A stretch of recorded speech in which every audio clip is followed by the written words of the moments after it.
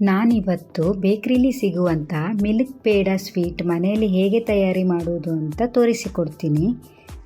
ಒಂದು ಪ್ಯಾನ್ಗೆ 1 ಲೀಟರ್ ಹಾಲನ್ನು ಹಾಕಿಕೊಂಡು ಲೋ ಫ್ಲೇಮಲ್ಲಿ ಇಟ್ಟು ಚೆನ್ನಾಗಿ ಕುದಿಸಿಕೊಳ್ಳಿ.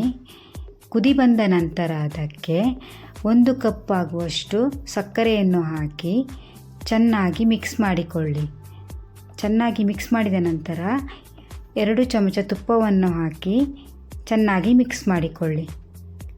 ನಂತರ ಅದಕ್ಕೆ 2 ಚಮಚ ನಿಂಬೆ ರಸವನ್ನು ಸೇರಿಸಿ ಚೆನ್ನಾಗಿ ಮಿಕ್ಸ್ ಮಾಡಿಕೊಳ್ಳಿ. ನಿಂಬೆ ರಸ ಹಾಕಿದ ನಂತರ ಕೈ ಬಿಡದಂತೆ ತಿರುಗಿಸಿಕೊಳ್ಳಬೇಕು. 5 ರಿಂದ 10 ನಿಮಿಷದಲ್ಲಿ ಅದು ದಪ್ಪವಾಗುತ್ತದೆ. ಲೋ ಫ್ಲೇಮಲ್ಲೇ ಇಟ್ಟು ಚೆನ್ನಾಗಿ ಮಿಕ್ಸ್ ಮಾಡಿ. ನಂತರ ಅದಕ್ಕೆ 2 ರಿಂದ 3 ಚಮಚ ತುಪ್ಪವನ್ನು ಹಾಕಿ ಚೆನ್ನಾಗಿ ಮಿಕ್ಸ್ ಮಾಡಿ. ನೋಡಿ 10 ನಿಮಿಷದಲ್ಲಿ ಎಷ್ಟು ಚೆನ್ನಾಗಿ ಬಂದಿದೆ. ನಂತರ ಸ್ಟವ್ ಆಫ್ ಮಾಡಿ ಒಂದು ಪ್ಲೇಟ್ಗೆ ತುಪ್ಪ ಸವರಿಕೊಂಡು ಅದಕ್ಕೆ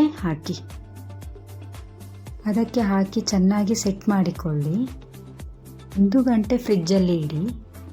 1 ಗಂಟೆಯ ನಂತರ ನೋಡಿ ಹೀಗೆ ಕಟ್ ಮಾಡ್ಬೋದು.